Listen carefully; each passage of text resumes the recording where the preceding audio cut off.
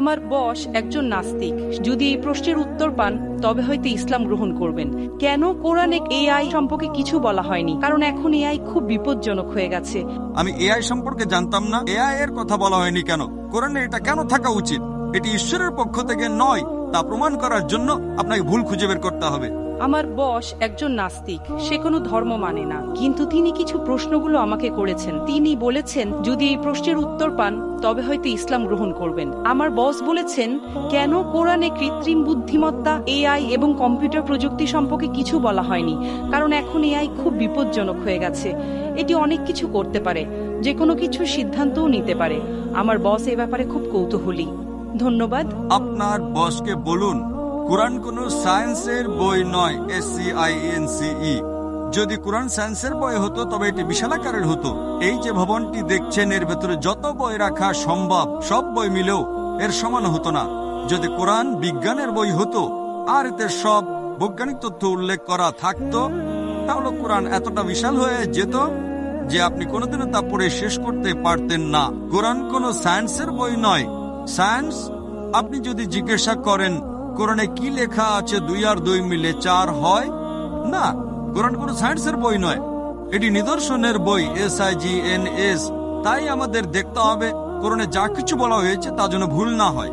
যদি আপনি মনে করেন যে কোরআনের সবকিছুই উল্লেখ থাকা উচিত, তাহলে ভাবুন তো বিজ্ঞানে কত হাজার হাজার PhD আছে, doctor, engineer, heart specialist, brain specialist. এই সবকিছু যদি কোরআনে লেখা হতো আর আপনি তা পড়া শুরু করতেন, তাহলে আপনার পুরো জীবনেও তা শেষ করতে পারতেন না। ঠিক না বেঠিক? সুতরাং কোরআনে বিজ্ঞানের সবকিছু উল্লেখ নেই, দয়া করে ভুল বুঝবেন না। কিন্তু কোরআনে যা কিছু বলা হয়েছে তার কোনোটিই ভুল নয়। যদি কোরআনে এমন কোনো বৈজ্ঞানিক তথ্য থাকে যা ভুল প্রমাণিত হয়, তবে তা আল্লাহর পক্ষ থেকে হতে পারে না। আর যদি কোরআনে এমন কিছু বলা হয় যা বিজ্ঞান অনেক পরে, 200 বা 400 বছর পরে আবিষ্কার করেছে, তাহলে সেটাই মুজিজা। তাহলে প্রশ্ন হলো কোরআনে এআই এর কথা বলা হয়নি কেন? কোরআনে এটা কেন থাকা উচিত? কোরআন কোনো বিজ্ঞানের বই নয়, কিন্তু আল্লাহ জানেন ভবিষ্যতে কি আসতে চলেছে। আমি আপনাকে ব্যাখ্যা করছি। 1 নম্বর, মানুষ আমাকে প্রায় জিজ্ঞাসা করত যে ইসলামী শরিয়া অনুযায়ী যদি আপনার কাছে ভিডিও রেকর্ডিং থাকে, যদি কোনো ভিডিও রেকর্ডিং থাকে যে কেউ চুরি করেছে, ইসলাম অনুযায়ী সেটা প্রমাণ নয়, এটাকে প্রাথমিক প্রমাণ হিসেবে ধরা হয় না, এটা দ্বিতীয় প্রমাণ। 10 বছর বা 20 বছর আগে যে কোনো সাধারণ আদালতে যদি আপনি সিসিটিভি ফুটেজ দেখাতেন আর তাতে চোর ধরা পড়তো, যে কেউ চুরি করছে, সেটাই যথেষ্ট ছিল। কিন্তু ইসলামে তা নয়, ইসলামে চোখের সাক্ষী প্রয়োজন। তখন মানুষ অবাক হয়ে বলতো এটা কেমন ধর্ম? কোনটা বেশি নির্ভরযোগ্য, প্রত্যক্ষদর্শী নাকি ভিডিও রেকর্ডিং? কোনটা ভালো, ভিডিও রেকর্ডিং ঠিক না ভুল? আপনার বসকে জিজ্ঞাসা করুন। সুতরাং 20 বছর আগে যদি আপনার কাছে ভিডিও রেকর্ডিং থাকতো, তবে তা ইসলামের চেয়ে সুবিধাজনক না। প্রত্যক্ষদর্শী হলো প্রাথমিক প্রমাণ, ভিডিও রেকর্ডিং গ্রহণযোগ্য ছিল না। আজ যখন কৃত্রিম বুদ্ধিমত্তা এসেছে, আপনি সহজেই আপনার ডাকাতের একটা ভিডিও তৈরি করতে পারেন। সুতরাং এখন মানুষ জেগে উঠেছে। আজ এটি প্রাথমিক প্রমাণ নয়, তাই ইসলাম অনেক উন্নত। আল্লাহ জানতেন এআই আসতে চলেছে। আপনার বস জানতেন না, আপনি জানতেন না, আমিও জানতাম না, কিন্তু আমি বিশ্বাস করতাম।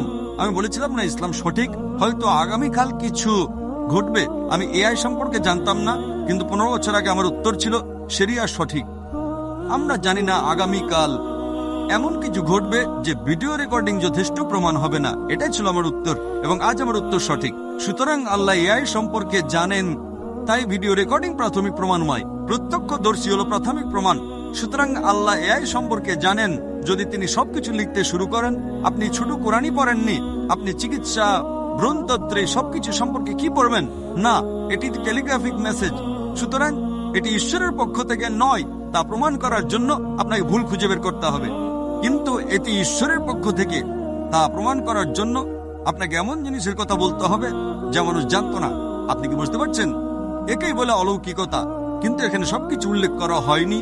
আশা করি এটি উত্তরটি পেয়েছেন।